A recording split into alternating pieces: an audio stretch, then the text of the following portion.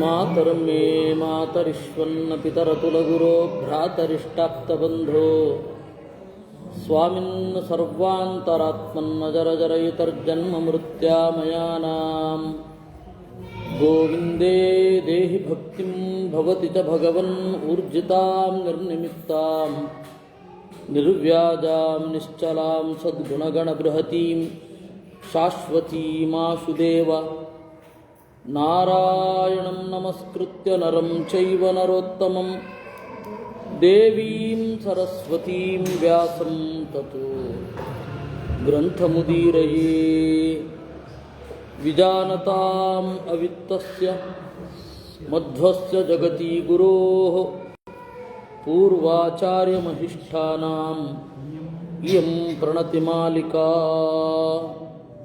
ಪೂರ್ಣಜ್ಞಾನಾಯ ವಿದ್ಮಹೇ ಪೂರ್ಣಾನಂದಾಯ ಧೀಮಹಿ ತನ್ನೋ ವ್ಯಾಸ ಪ್ರಚೋದಯಾತ್.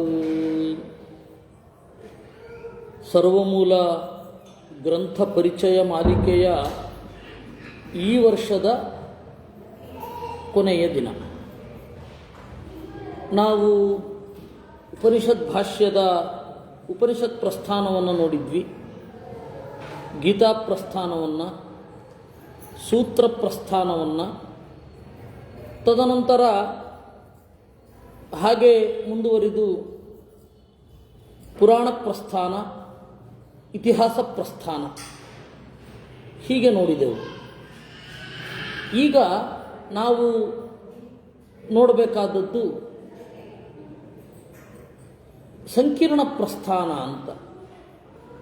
ಸಂಕೀರ್ಣ ಅಂತ ಹೇಳಿದರೆ ಬಿಡಿ ಅಂತ ಅರ್ಥ. ಬಿಡಿ ಬಿಡಿಯಾದ ಗ್ರಂಥಗಳು, ಒಂದು ದೊಡ್ಡ ಗ್ರಂಥಗಳಿಗೆ ಸಂಬಂಧಪಟ್ಟದ್ದಲ್ಲ. ಇದರಲ್ಲಿ ಮತ್ತೆ ಎರಡು, ಪ್ರಕರಣ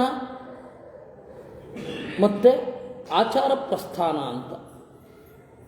ಆಚಾರ ಪ್ರಸ್ಥಾನ ಅಂತ ಹೇಳಿದರೆ ಓಂ ತತ್ಸತ್ ಪ್ರಣವಕಲ್ಪ, ಸದಾಚಾರ ಸ್ಮೃತಿ, ಯತಿ ಪ್ರಣವಕಲ್ಪ, ನ್ಯಾಸ ಪದ್ಧತಿ. ಓಂ ತತ್ಸತ್ ಪ್ರಣವಕಲ್ಪ, ನ್ಯಾಸ ಪದ್ಧತಿ, ತಂತ್ರಸಾರ ಸಂಗ್ರಹ, ಕೃಷ್ಣಾಮೃತ ಮಹಾರ್ಣವ, ಆಮೇಲೆ ಜಯಂತಿ ಕಲ್ಪ. ಈ ಗ್ರಂಥಗಳನ್ನು ಆಚಾರ ಪ್ರಸ್ಥಾನ ಅಂತ ಕರೀತಾರೆ. ನಮ್ಮ ದೈನಂದಿನ ಜೀವನ ಹೇಗೆ ನಡಿಬೇಕು ಅಂತ ಸದಾಚಾರ ಸ್ಮೃತಿಯಲ್ಲಿ ಹೇಳಿದ್ದಾರೆ. ಮುಖ್ಯವಾಗಿ ಸಂಧ್ಯಾವಂದನೆ ಅವರು ಹೇಳೋದು. ಸಂಧ್ಯಾವಂದನೆಗಾಗಿ ಆ ಸದಾಚಾರ ಸ್ಮೃತಿ ಇರೋದು ಪೂರ್ತಿ ಸಂಧ್ಯಾವಂದನೆ. ಆ ಸಂಧ್ಯಾವಂದನೆ ಎಲ್ಲರಿಗೂ ಇರುವಂಥದ್ದು. ಅವರು ಹೇಳೋದು ಹೇಗೆ ಅಂತಂದರೆ, ಆರಂಭದಲ್ಲಿ ಬೆಳಗ್ಗೆ ಬೇಗ ಎದ್ದು ಧೌತದಂತಹ ಸಮಾಚಮ್ಯ, ಹಲ್ಲು ಉಜ್ಜಿ ಆಚಮನ ಮಾಡಿ ಸ್ನಾನ ಮಾಡಿ ಪುರುಷ ಸೂಕ್ತದಿಂದ ನನ್ನ ಅಂತರ್ಯಾಮಿಯಾದ ನಾರಾಯಣನಿಗೆ ಅಭಿಷೇಕ ಮಾಡ್ತಾ ಇದ್ದೇನೆ ಅಂತ ಚಿಂತನೆ ಮಾಡಿ, ಆಮೇಲೆ ನೀರು ಒಳಗಡೆ ಮುಳುಗಿ ಅಘಮರ್ಷಣ ಸೂಕ್ತವನ್ನು ಜಪ ಮಾಡಬೇಕು ಅಂತ. ಅಘಮರ್ಷಣ ಸೂಕ್ತ ಅದು ಮೂರೇ ರುಕ್ಕಿರೋದು. ಹೀಗಾಗಿ ಒಂದು ಮುಕ್ಕಾಲು ಪಾಲು ಅಘಮರ್ಷಣ ಸೂಕ್ತವನ್ನು ಮುಳುಗಿ ಜಪ ಮಾಡಬಹುದು. ಆದರೆ ಮುಳುಗಲಿಕ್ಕೆ ನೀರಿಲ್ಲ ಅಷ್ಟೇ. ಈಗ ಹಾಗೆ ಅನುಸಂಧಾನ ಮಾಡಲಿಕ್ಕೆ ತೊಂದರೆ ಇಲ್ಲ. ಅದಾದ ಮೇಲೆ ಸಂಧ್ಯಾವಂದನೆ ಮಾಡೋದು. ಆವಾಗ ಬೆಳಗ್ಗೆ ಆಗ್ತಿದ್ದ ಹಾಗೆ ಸುಮಾರು 4 ಗಂಟೆಗೆ ಸ್ನಾನ ಮಾಡಿ ಜಪ ಮಾಡಲಿಕ್ಕೆ ಅಂತ ನಿಂತರೆ, ಆ ಸೂರ್ಯ ದರ್ಶನಾತ್ ತಿಷ್ಠೇತ್ ತತಸ್ತು ಉಪವಿಶೇತವಾ. ಸೂರ್ಯನ ದರ್ಶನ ಆಗುವ ತನಕ ನಿಂತು ಜಪ ಮಾಡು. ಸೂರ್ಯ ದರ್ಶನ ಆದ ಮೇಲೆ ಕೂತ್ಕೋ. ಅಂದರೆ ಸುಮಾರು 6 ಗಂಟೆಯ ತನಕ ಜಪಾದಿಗಳನ್ನು ಮಾಡಿ ಆಮೇಲೆ ಸ್ವಾಧ್ಯಾಯವನ್ನು ಶುರು ಮಾಡೋದು. ಅವತ್ತಿನ ಕಾಲದ ಪದ್ಧತಿ. ಈಗೆಲ್ಲ ಬದಲಾಗಿದೆ, ಆದರೆ ಅವತ್ತಿನದ್ದು ಹೀಗಿದ್ದೆ ಅಂತ ಹೇಳಿ ತಿಳ್ಕೊಬೋದಲ್ಲ. ಆಮೇಲೆ ಸಂಧ್ಯಾವಂದನೆ ಮುಗಿಸಿ ಸ್ವಾಧ್ಯಾಯದಲ್ಲಿ ತೊಡಗಿ ಚೆನ್ನಾಗಿ ಅಧ್ಯಯನಾದಿಗಳನ್ನು ಮಾಡಿ ಆಮೇಲೆ ಕೆಲಸಕ್ಕೆ ಹೋಗಬೇಕು. ಕೆಲಸಕ್ಕೆ ಹೋಗೋದನ್ನು ಅಲ್ಲಿ ಹೇಳಿದ್ದಾರೆ. ಕೆಲಸಕ್ಕೆ ಹೋಗೋದು ಅಂತ ಹೇಳಿದ್ರೆ ಅವತ್ತಿನ ಕಾಲದಲ್ಲಿ ಹೊಲದಲ್ಲಿ ದುಡಿಯೋದು, ಇಲ್ಲವೇ ಪೌರೋಹಿತ್ಯ ಮಾಡೋದು, ಅದು ಎಲ್ಲ ಹಬ್ಬಗಳು ಕೂಡ ಒಂದಲ್ಲ ಒಂದು ರೀತಿಯಿಂದ ಕೃಷಿಗೆ ಕನೆಕ್ಟೆಡ್. ಪ್ರಾಚೀನ ಭಾರತದ ಎಲ್ಲ ಹಬ್ಬಗಳು ಕೃಷಿಗೆ ಕನೆಕ್ಟೆಡ್. ಇಲ್ಲಿಯ ತನಕ ಅಂದರೆ ಒಂದು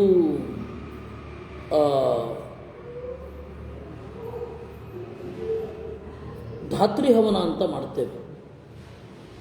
ಆ ಧಾತ್ರಿ ಹವನ ನೀವು ಮಳೆಗಾಲದಲ್ಲಿ ಹೋಗಿ, ಚಾತುರ್ಮಾಸ್ಯ ಶುರು ಆಗುತ್ತೆ ಅಂತೇನಿದೆ, ಒಂದು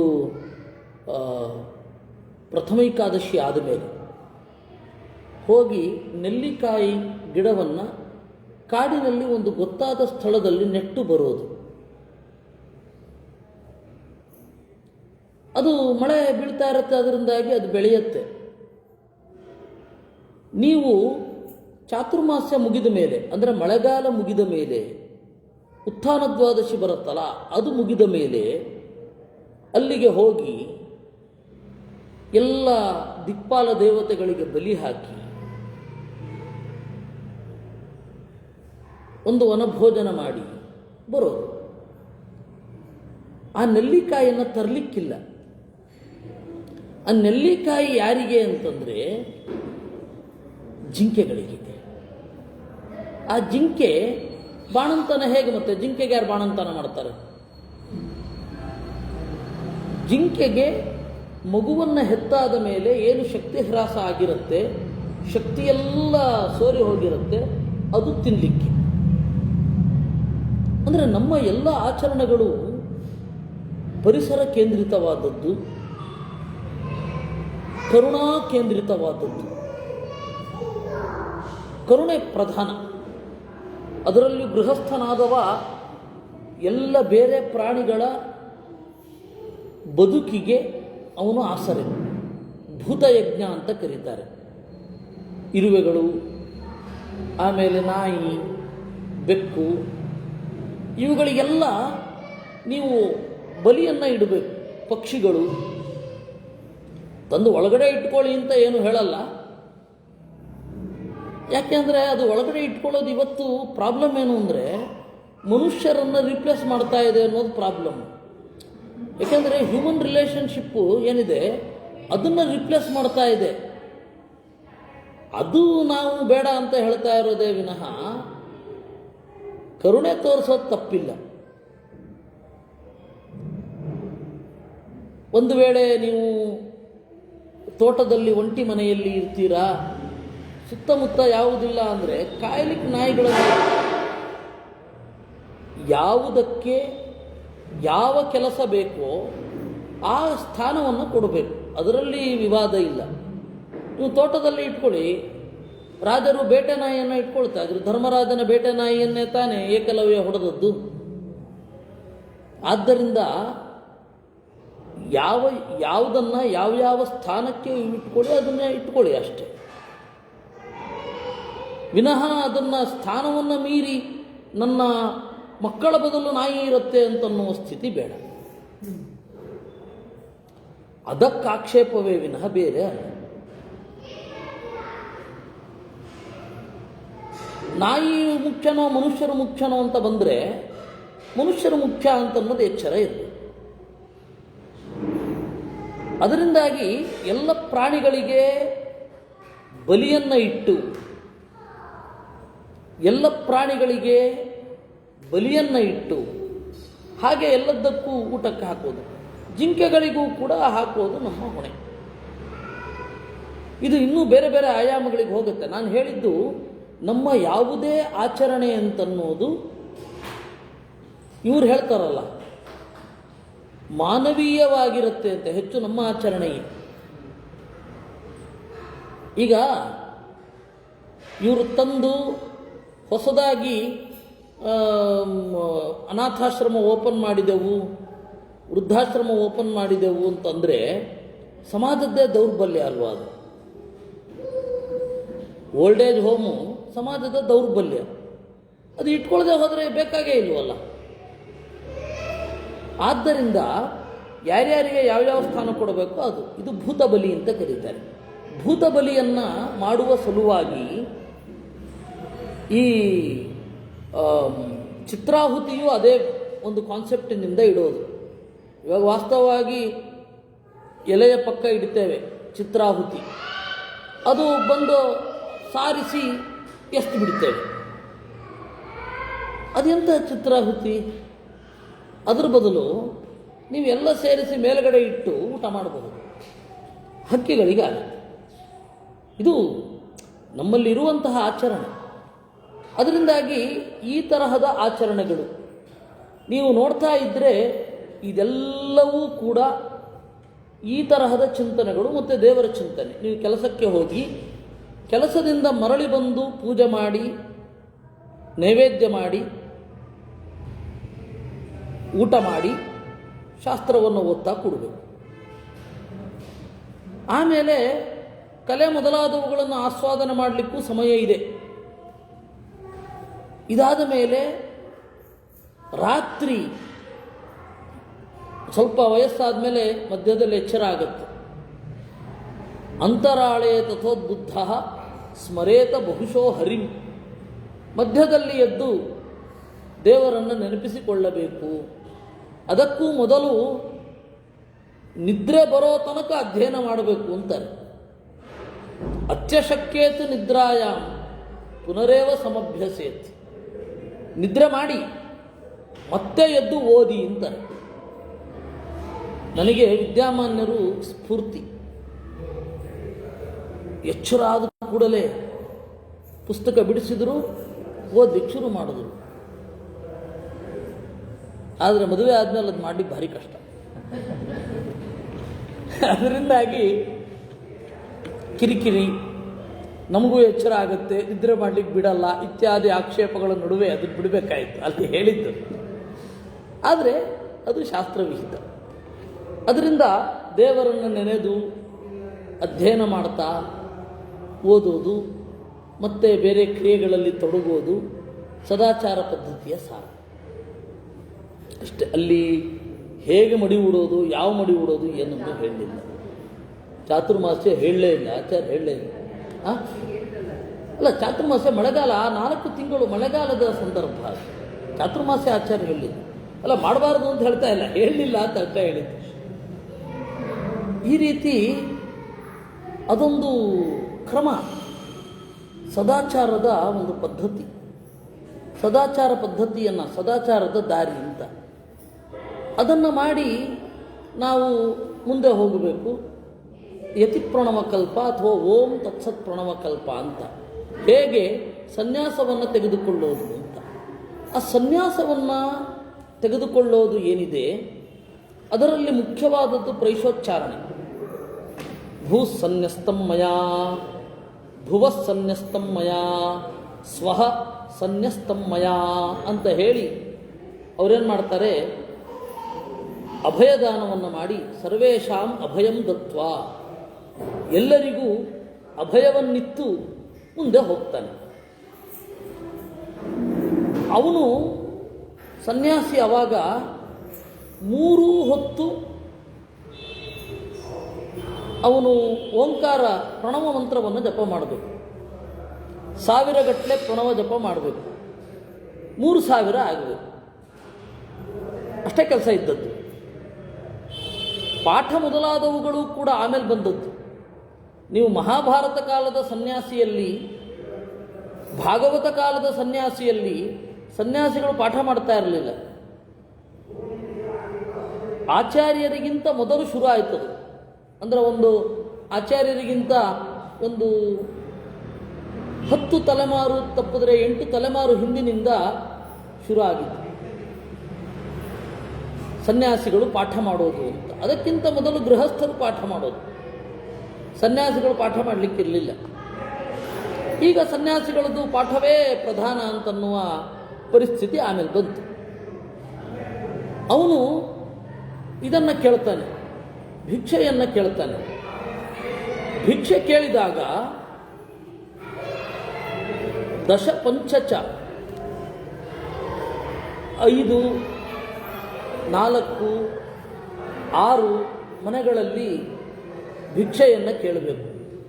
ಅವತ್ತು ಭಿಕ್ಷೆ ಸಿಗಲಿಲ್ವಾ ಮುಂದೆ ಹೋಗಬೇಕು, ತಪ್ಪಿದ್ರೆ ಅವತ್ತು ಊಟವೇ ಇಲ್ಲ. ಇದು ಅವತ್ತಿನ ಕಾಲ. ತಥೋ ನಾಣ್ಯಂ ಪ್ರಯಾಚಯೇತಂತ ಕೊಡುತ್ತೆ. ಇನ್ನು ಜಯಂತಿ ಕಲ್ಪ ಅಂತ ನಮ್ಮ ಕಾಲಕ್ಕೆ ಯಾವುದು ಹತ್ತಿರವೋ ಆ ರೂಪದ ಆರಾಧನೆಯನ್ನು ಮಾಡಲಿಕ್ಕೆ ವಿಧಿಸಿರೋದು.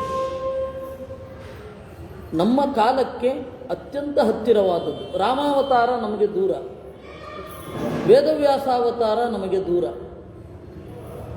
ಹೀಗಾಗಿ ಇದೆಲ್ಲವೂ ನಮಗೆ ದೂರ. ನಮಗೆ ಹತ್ತಿರವಾದದ್ದು ಯಾವುದು, ಆ ಒಂದು ರೂಪವನ್ನು ವ್ರತವಾಗಿ ಸ್ವೀಕರಿಸಿ ಚಿಂತನೆ ಮಾಡಬೇಕು. ನಮಗೆ ಹತ್ತಿರವಾದದ್ದು ಕೃಷ್ಣ ಅಲ್ಲ, ಬುದ್ಧ ಹೌದಲ್ವಾ? ಬುದ್ಧ ಹೌದು, ಆದರೆ ಅವನನ್ನು ಆರಾಧನೆ ಮಾಡಲಿಕ್ಕೆ ಪರ್ಮಿಷನ್ ಇಲ್ಲ. ಕೃಷ್ಣನನ್ನು ಆರಾಧನೆ ಮಾಡೋದೇ ಪ್ರಧಾನ. ಅದಕ್ಕಾಗಿ ಕೃಷ್ಣ ಜಯಂತಿ ವ್ರತ ಅಂತ ಒಂದುಂಟು. ಅದರಲ್ಲಿ ಇಡೀ ದಿವಸ ಉಪವಾಸ ಮಾಡಿ, ಅವನು ಹುಟ್ಟುವ ಸಮಯದಲ್ಲಿ ಅರ್ಘ್ಯವನ್ನು ಕೊಟ್ಟು, ಆಮೇಲೆ ಮಾರನೇ ದಿವಸ ಹಾಗೆ ಆ ಮಂತ್ರವನ್ನು ಹೇಳಿಕೊಂಡು ಮಲಗಿ, ಮತ್ತೆ ಏಳಿ ಎದ್ದು ಪಾರಣೆಯನ್ನು ಮಾಡೋದು. ಇಷ್ಟು ಇರೋದು.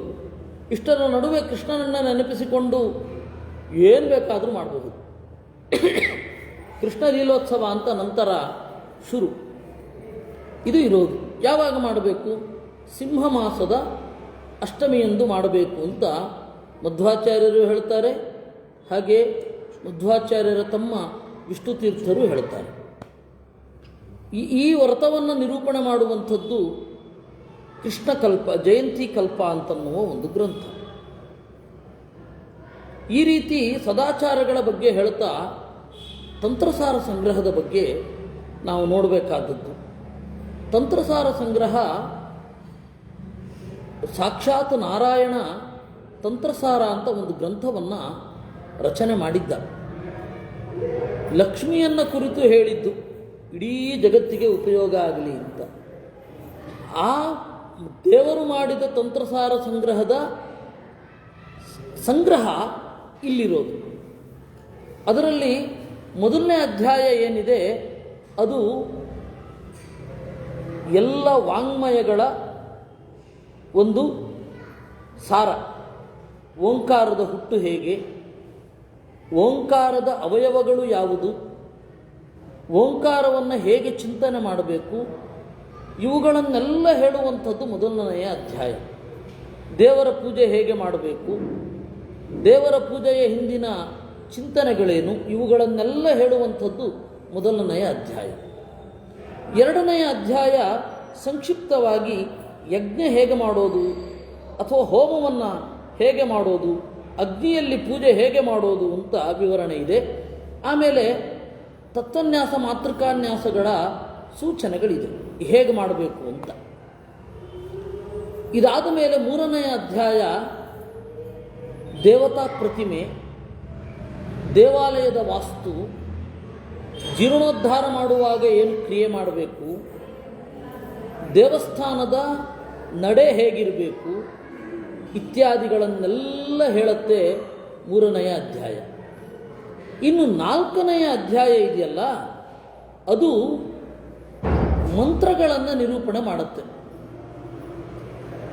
ಒಟ್ಟು ತಂತ್ರಸಾರ ಸಂಗ್ರಹದಲ್ಲಿ 72 ಮಹಾಮಂತ್ರಗಳನ್ನು ಹೇಳಿದ್ದಾರೆ.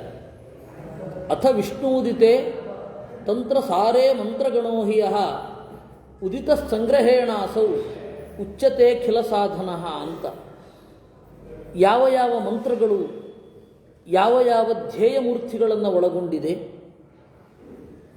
ಸಂಕ್ಷಿಪ್ತವಾಗಿ ಯಮ, ನಿಯಮ, ಆಸನ, ಪ್ರಾಣಾಯಾಮ ಇತ್ಯಾದಿಗಳ ಬಗ್ಗೆ ಎಲ್ಲ ಹೇಳ್ತಾ, ಸ್ವಾಧ್ಯಾಯದ ಮಹತ್ವ ಏನು, ಪೂಜೆಯ ಮಹತ್ವ ಏನು ಇತ್ಯಾದಿಗಳನ್ನು ಹೇಳುವಂಥದ್ದು. ಪೂಜೆಗಿಂತ ಸ್ವಾಧ್ಯಾಯ ಕೋಟಿ ಗುಣ ಮಿಗಿಲು.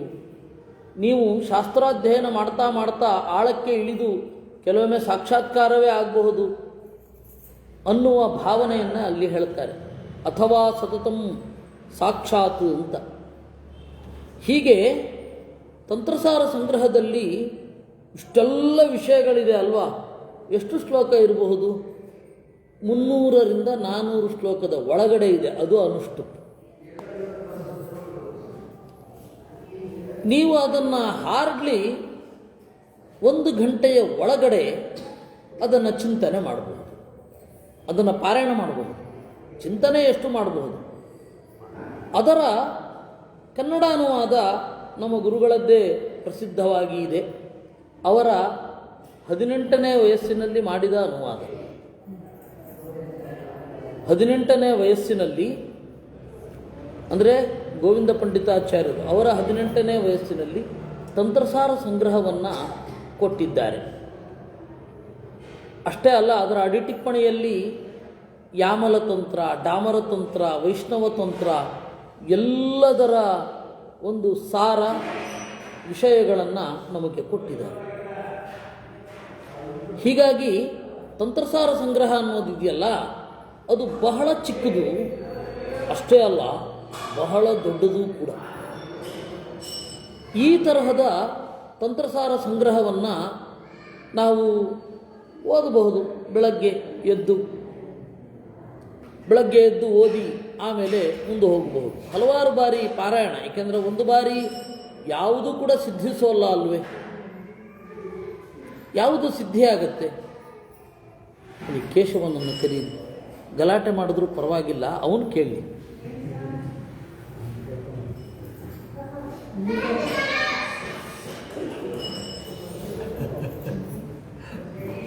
ಅವನು ಹಿಡಿಸಿದ್ದಲ್ವಾ, ಅಲ್ಲಿದ್ದರೂ ಗಲಾಟೆ ಮಾಡೇ ಮಾಡ್ತಾರೆ. ಅದು ಇಲ್ಲಿ ಬಂದೇ ಕೇಳಿ.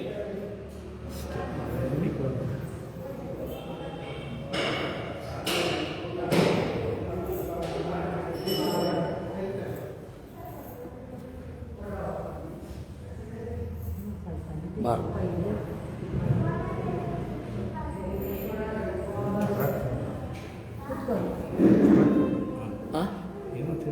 ಅದೇ ಇರಲಿ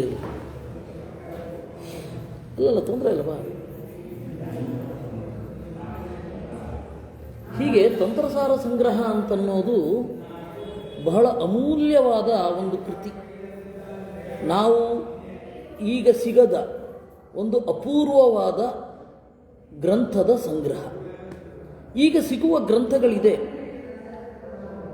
ನಿಮಗೆ ಅತ್ಯಂತ ಪ್ರಾಚೀನವಾದ ಮಧ್ವಾಚಾರ್ಯರು ಬರೋದಕ್ಕಿಂತ ಮೊದಲು ಅನೇಕ ತಂತ್ರಗ್ರಂಥಗಳು ಇಲ್ಲಿ ಇದ್ದುವು. ಯಾವುದನ್ನು ಹೇಳುತ್ತೆ ಅಂದರೆ ನೀವು ಬೆಚ್ಚಿಬೀಳೋ ಹಾಗಿದೆ. ಮಾರಣ, ವಶೀಕರಣ, ಸ್ತಂಭನ ಇತ್ಯಾದಿಗಳಿದೆ. ಮಾರಣ ಅಂತ ಹೇಳಿದ್ರೆ ಒಬ್ಬ ವ್ಯಕ್ತಿಯನ್ನು ನೀವು ಪ್ರಬಲವಾದ ಮಾನಸಿಕವಾದ ಶಕ್ತಿಯನ್ನು ಉಪಯೋಗಿಸಿ ಯಾವ ರೀತಿ ಚಿಂತನೆ ಮಾಡಿ ಅವನ ಮನಸ್ಸನ್ನು ಕುಗ್ಗಿಸಬಹುದು ಅಂತ. ಅವನು ಸಾಯ್ತಾನ. ಅದು ಬೇಕಷ್ಟು ಇದೆ. ನೀವಿಲ್ಲಿ ಚಿಂತನೆ ಮಾಡ್ತಾ ಇದ್ದರೆ ಸಾಕು, ಗಟ್ಟಿಯಾಗಿ. ಮಾರಣ. ವಶೀಕರಣಕ್ಕೂ ಮಂತ್ರಗಳುಂಟು. ಇದೆಲ್ಲ ಮನಸ್ಸಿನ, ಆ ಮಂತ್ರ ಅನ್ನೋದು ಮನಸ್ಸಿನ ಪ್ರಭಾವವನ್ನು ಜಾಸ್ತಿ ಮಾಡುತ್ತೆ. ಎದುರುಗಡೆ ಇರುವವರನ್ನು ಹೇಳಿದ ಹಾಗೆ ಕೇಳುವ ಹಾಗೆ ಮಾಡುತ್ತೆ. ವಶೀಕರಣ. ಸ್ತಂಭನ, ಅವನನ್ನು ಏನು ಗೊತ್ತಾಗದೇ ಇರೋ ಹಾಗೆ ಮಾಡೋದು. ಆಮೇಲೆ ಅವರಿಬ್ಬರ ನಡುವೆ ಭೇದವನ್ನು, ಇಬ್ಬರು ಗೆಳೆಯರಿರ್ತಾರೆ, ಅವರಿಬ್ಬರ ಮಧ್ಯೆ ಅನವಶ್ಯಕವಾಗಿ ಜಗಳ ಆಗೋದು. ಈ ತರಹದ ಮಾಡುವ ಕ್ರಿಯೆಗಳೇ ಜಾಸ್ತಿ ಇರೋದು ತಂತ್ರಗಳಲ್ಲಿ. ಆಚಾರ್ಯರು ಅದೆಲ್ಲವನ್ನು ತೆಗೆದು ನಿನ್ನ ರಕ್ಷಣೆ ಮತ್ತು ನಿನ್ನ ಒಳಗಣ ಎತ್ತರ, ಅದಕ್ಕೆ ಅನುಕೂಲ ಆಗುವ ಹಾಗೆ ಯಾವ ರೀತಿ ತಂತ್ರಶಾಸ್ತ್ರವನ್ನು ಬಳಸಬೇಕು ಅಂತನ್ನೋದನ್ನು ಹೇಳಿದರು. ಹೀಗೆ ತಂತ್ರಸಾರ ಸಂಗ್ರಹ ಅಂತನ್ನೋದು ನಿತ್ಯ ಪಾರಾಯಣದ ವಿಧಿ. ಎಲ್ಲವೂ ನಿತ್ಯವೇ ಅಲ್ವಾ. ಆದರೆ ಏನು ಮಾಡಬೇಕು, ಸಾಧ್ಯವಿದ್ದಷ್ಟು ಆ ಗ್ರಂಥಗಳನ್ನು ಪಾರಾಯಣ. 2 ಶ್ಲೋಕ ಆಗತ್ತಾ ಮಾಡಿ, 2 ಶ್ಲೋಕ ಮಾಡಿ. ಒಂದು ಕ್ರಮ, ಇಷ್ಟು ಪಾರಾಯಣ ಮಾಡಬೇಕು ಅಂತ. ಇವಾಗ ಮೊದಲು ಗೀತೆ ಮಾತ್ರ ಇಟ್ಕೊಳ್ಳಿ. ಗೀತೆ ಒಂದಿಷ್ಟು ಪಾರಾಯಣ ಮಾಡೋದು, ತಂತ್ರಸಾರ ಸಂಗ್ರಹ ಪಾರಾಯಣ ಮಾಡೋದು, ಸಾಧ್ಯವಿದ್ದಷ್ಟು. 1 ವರ್ಷದಲ್ಲಿ ನಾನು ಈ 2 ಗ್ರಂಥಗಳನ್ನು ಪಾರಾಯಣ ಮಾಡುತ್ತೇನೆ ಅಂತ ಇಟ್ಕೊಳ್ಳಿ, ಮಾಡಿ. ಅದು ಮುಗಿದ ಮೇಲೆ ಒಂದು ಜೊತೆಯಾಗಿಟ್ಕೊಂಡಿರಲಿ, ನಾನ್ ಸ್ಟ್ರೈಕರ್ ತರಹ ಇನ್ನೊಂದು ಆ್ಯಡ್ ಮಾಡಿಕೊಳ್ಳೋದು. ಉಪನಿಷತ್ತು, ಈಶಾವಾಸ್ಯ ಉಪನಿಷತ್ತು 18 ಮಂತ್ರಗಳಿದೆ, ಅದನ್ನು ದಿವಸ ಪಾರಾಯಣ ಮಾಡೋದು ಸಾಕು. ಅದು ಕ್ರಮೇಣ ನಮ್ಮ ತಲೆಗೆ ಬಂದು ಅದರ ಅರ್ಥ ನಾವು ಯೋಚನೆ ಮಾಡ್ತಾ ಹೋಗ್ತೇವೆ. ಹಾಗೆ ಒಂದು ಗ್ರಂಥವನ್ನು ನಾವು ಒಲಿಸಿಕೊಳ್ಳುವುದು, ಒಂದು ಮಕ್ಕಳನ್ನು ಒಲಿಸಿಕೊಳ್ಳಬೇಕಾದರೆ ಯಾವ ರೀತಿ ಪದೇ ಪದೇ ಅವರ ಹತ್ತಿರ ಹೋಗಿ ಮಾಡ್ತೇವೋ ಆ ರೀತಿ ಈ ಗ್ರಂಥಗಳನ್ನು ಒಲಿಸಿಕೊಳ್ಳಬೇಕು. ಒಂದು ಗ್ರಂಥ ಈಶಾವಾಸ್ಯ ಉಪನಿಷತ್ತು ಒಂದು ಗ್ರಂಥ, ಅದು ಬಂತಾ ಒಂದಿಷ್ಟು ದಿವಸಕ್ಕೆ ಒಂದು ಅಂತ ಇಟ್ಕೊಂಡು ಉಳಿದದ್ದನ್ನು ಪಾರಾಯಣ ಮಾಡ್ತಾ ಹೋಗಿ, ಅಥವಾ ಗೀತೆಯನ್ನು ಪಾರಾಯಣ ಮಾಡಿ, ಹಾಗೆ ಮಾಡ್ತಾ ಇರೋದು. ಅದರರ್ಥ ಆಮೇಲೆ ಯಾವತ್ತಾದರೂ ಮಧ್ಯಾಹ್ನ ಒಂದು ಶ್ಲೋಕ ಸಾಕು. ಸಣ್ಣ ಸಣ್ಣ ಪ್ರಯತ್ನ ಬಹಳ ದೊಡ್ಡ ಮಟ್ಟದಲ್ಲಿ ಫಲವನ್ನು ನೀಡುತ್ತೆ. ಅದರಿಂದ ಆ ತಂತ್ರಸಾರ ಸಂಗ್ರಹ ಮೊದಲಾದವುಗಳನ್ನು ಚಿಂತನೆ ಮಾಡಿ. ತಂತ್ರಸಾರ ಸಂಗ್ರಹ ಹಾಗೆ. ಅದಾದ ಮೇಲೆ ಈ ಆಚಾರ ಪ್ರಸ್ಥಾನದ ಗ್ರಂಥಗಳನ್ನು ಹೆಚ್ಚು ಕಡಿಮೆ ನಾವು ನೋಡಿದ್ದೀವಿ, ಅಂದರೆ ಪರಿಚಯವನ್ನು ಮಾಡಿಕೊಂಡಿದ್ದೇವೆ. ಇಲ್ಲಿಂದ ಮುಂದೆ ಹೋದರೆ ವಿಷ್ಣು ತತ್ವ ನಿರ್ಣಯ ಅಂತ ಒಂದು ದೊಡ್ಡ ಗ್ರಂಥ ಬರುತ್ತೆ. ವಿಷ್ಣು ತತ್ವ ನಿರ್ಣಯ ಏನಿದೆ ಅದು ಎಲ್ಲ ಗ್ರಂಥಗಳನ್ನು, ಎಲ್ಲ ಬೇರೆ ಬೇರೆ ವಾದಗಳನ್ನು ಅದು ಒಂದೇ ಮಣಿಸುತ್ತೆ. ತತ್ವನಿರ್ಣಯ ಅನ್ನೋದು ಏನಿದೆ ಅದು ಅರ್ಜುನನ ತರಹ ಅಂತ. ಆ ತತ್ವನಿರ್ಣಯ ವೇದ ಅಪೌರುಷೇಯ ಹೇಗೆ ಅನ್ನೋದನ್ನು ಪ್ರತಿಪಾದನೆ ಮಾಡುತ್ತೆ. ವೇದ ಅಪೌರುಷೇಯ ಅಂತಂದರೆ ಯಾರೂ ಮಾಡಿಲ್ಲ ವೇದವನ್ನು, ದೇವರು ಕೂಡ ವೇದವನ್ನು ರಚನೆ ಮಾಡಿಲ್ಲ. ದೇವರು ಕೂಡ ವೇದವನ್ನು ರಚನೆ ಮಾಡಲಿಲ್ಲ, ವೇದ ಇದೆ ಅಷ್ಟೇ. ಕೃಷ್ಣ ಒಂದು ಮಾತು ಹೇಳ್ತಾನೆ 15ನೇ ಅಧ್ಯಾಯದಲ್ಲಿ, ವೇದಾಂತ ಕೃತ್ ವೇದ ವಿದೇವ ಚಾಹಂ ಅಂತ. ನಾನು ವೇದವನ್ನು ಪಡೆದಿದ್ದೇನೆ, ವೇದಾಂತವನ್ನು ರಚನೆ ಮಾಡಿದ್ದೇನೆ ಅಂತ. ವೇದಾಂತ ಅಂತಂದರೆ ಬ್ರಹ್ಮಸೂತ್ರ, ಬ್ರಹ್ಮಸೂತ್ರವನ್ನು ರಚನೆ ಮಾಡಿದ್ದೇನೆ, ವೇದವನ್ನು ಪಡೆದಿದ್ದೇನೆ. ಆ ವೇದ ಅದೇ ಅನಾದಿ ಕಾಲದಿಂದ ಒಂದೇ ಕ್ರೋನೋಲಾಜಿಕಲ್ ಆರ್ಡರ್, ಒಂದೇ ತರಹದ ಸ್ವರ, ಒಂದೇ ತರಹದ ವಿನ್ಯಾಸ. ಇದು ವೇದದ ಒಂದು ವೈಶಿಷ್ಟ್ಯ. ಪುರಾಣಗಳೆಲ್ಲ ಬದಲಾಗ್ತವೆ. ಇವಾಗ ನಾರಾಯಣಂ ನಮಸ್ಕೃತ್ಯ ಅಂತ ಇದೆಯಲ್ಲ, ಮುಂದೆ ಯಾವತ್ತೋ ಒಂದು ದಿವಸ ಜನಾರ್ದನಂ ನಮಸ್ಕೃತ್ಯ ಆಗಬಹುದು, ದಾಮೋದರಂ ನಮಸ್ಕೃತ್ಯ ಆಗಬಹುದು. ಅಂದರೆ ಅರ್ಥ ಅದೇ ಇರುತ್ತೆ, ಸಾಹಿತ್ಯ ಬದಲಾಗುತ್ತೆ. ಇದನ್ನು ಏನಂತ ಕರೀತಾರೆ? ಪುರಾಣಗಳ ಪೌರುಷೇಯತ್ವ ಅಂತ ಕರೀತಾರೆ. ಪುರಾಣಗಳು ಬದಲಾಗ್ತವೆ, ಅದು ದೇವರ ಇಚ್ಛೆ. ಆದ್ದರಿಂದ ಈ ತರಹದ ಪುರಾಣ ಮೊದಲಾದವುಗಳು ಪೌರುಷೇಯ, ವೇದ ಅಪೌರುಷೇಯ. ವೇದ ಯಾವತ್ತೂ ಬದಲಾಗಲ್ಲ. ಅಗ್ನಿಮೀಳೆ ಪುರೋಹಿತಂಜಜ್ಞಸ್ಯ ದೇವ ಮೃತ್ಯುಜಂ ಹೋತಾರಂ ರತ್ನಧಾತಮಂ, ಇದು ಯಾವತ್ತಿದ್ರೂ ಇದೆ. ಈ ತರಹದ ನಿತ್ಯತ್ವ ಇದೆ ವೇದಕ್ಕೆ. ಈ ವೇದವನ್ನು ನಿತ್ಯ ಅಂತ ಅರ್ಥ ಮಾಡ್ಕೊಳ್ಬೇಕಾದ್ರೆ ನಮ್ಮ ಗಮನ ವರ್ಣಗಳತ್ತ ಹರಿಯಬೇಕು. ವರ್ಣ ಅಂದರೆ ಅ, ಆ, ಇ, ಈ ಇವುಗಳು. ಈ ವರ್ಣ ಯಾವಾಗಿನಿಂದಲೂ ಇದೆ. ಭಾಷೆ ಬದಲಾಗಬಹುದು, ವರ್ಣವನ್ನು ರೀಪ್ಲೇಸ್ ಮಾಡಲಿಕ್ಕಾಗಲ್ಲ. ಇವಾಗ ಅ ಅಂತನ್ನುವ ಒಂದು ವರ್ಣ ಇದೆ, ಎಲ್ಲ ಭಾಷೆಯಲ್ಲಿಯೂ ಇದೆ. ಅದು ಇವನ್ ಇಂಗ್ಲೀಷಲ್ಲಿಲ್ವಾ? ಆದ್ದರಿಂದ ವರ್ಣ ಅಂತನ್ನೋದು ನಿತ್ಯ. ಆ ವರ್ಣನಿತ್ಯತ್ವವನ್ನು ಅರ್ಥ ಮಾಡ್ಕೊಳ್ಬೇಕಾದ್ರೆ ಇನ್ನೊಂದು ಉದಾಹರಣೆ ಹೇಳ್ತೇನೆ. ಇವಾಗ ಲೆಟರ್ಸ್ ಅಂತ ಹೇಳ್ತೇವೆ. ಲೆಟರ್ಸ್ ವರ್ಣ ಅಲ್ಲ. ಇಂಗ್ಲೀಷಿನ ಲೆಟರ್ಸ್ ಅಂತ ಏನು ಹೇಳ್ತೇವೆ ಅದು ವರ್ಣ ಅಲ್ಲ. ಯಾಕೆ ಅಂದರೆ ಅವ್ರಿಗೆ ಈ ಕಲ್ಪನೆಯೇ ಇಲ್ಲ, ಲಿಪಿಗೆ ಸಂಬಂಧಪಟ್ಟದ್ದು ಅದೆಲ್ಲ ಬದಲಾಗುತ್ತೆ. ಆ ಲಿಪಿ ಇದೆಯಲ್ಲ, ಲಿಪಿಯ ಆಚೆ ಒಂದು ವರ್ಣ ಇದೆ. ಲಿಪಿ ಬದಲಾಗ್ತಾ ಇರುತ್ತೆ ಅಲ್ವಾ, ಸ್ಕ್ರಿಪ್ಟ್ ಬದಲಾಗ್ತಾ ಇರುತ್ತೆ.